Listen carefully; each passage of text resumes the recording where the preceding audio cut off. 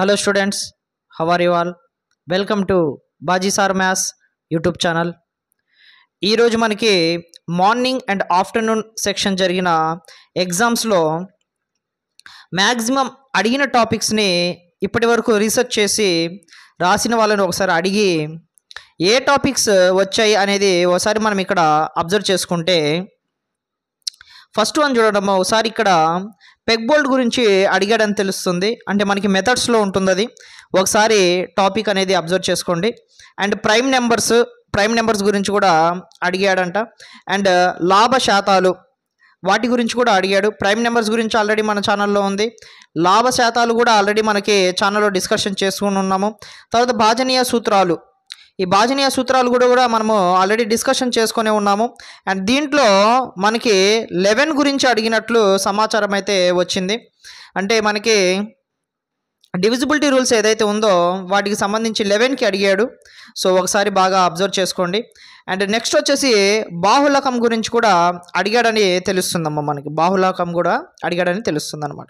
Next భిన్నాలు and బీజీయ సమాసాలు, ఈ బీజీయ సమాసాల గురించి కూడా మనం డిస్కషన్ చేసుకుని ఉన్నాం. భిన్నాలు, బాహుళకము, లాభ శాతాలు, ప్రైమ్ నెంబర్స్ ఇవన్నీ మనం డిస్కషన్ చేసుకుని ఉన్నాము.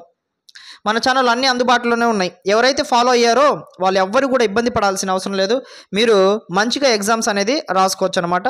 సో మెథడాలజీ మన ఛానల్లో అందుబాటులో లేదు కాబట్టి మెథడాలజీ ఒకసారి బాగా చూసుకోండి. అండ్ ఇక్కడ ఉన్న టాపిక్స్ అన్నీ కూడా మనకి ఆల్రెడీ డిస్కషన్ చేసుకున్నది. మ్యాథ్స్ ఆఫ్టర్నూన్ సెక్షన్కి సంబంధించి మ్యాక్సిమం ఇవే టాపిక్స్ రిపీట్ అయ్యాయి. దాంట్లో నుంచి మనకి ఒక ప్రాబ్లం అయితే నేను తెలుసుకున్నాను. ఒకసారి అబ్జర్వ్ చేయండి. 1/x మరియు 1/yలు విలోమానుపాతంలో ఉంటే x, yలు ఏ అనుపాతంలో ఉంటాయి అంటున్నాడమ్మా. దీనికి సంబంధించి ఆన్సర్ అనేది ఒకసారి మీరు అబ్జర్వ్ చేసి నాకు కమెంట్ సెక్షన్లో కమెంట్ చేయండి తప్పకుండా.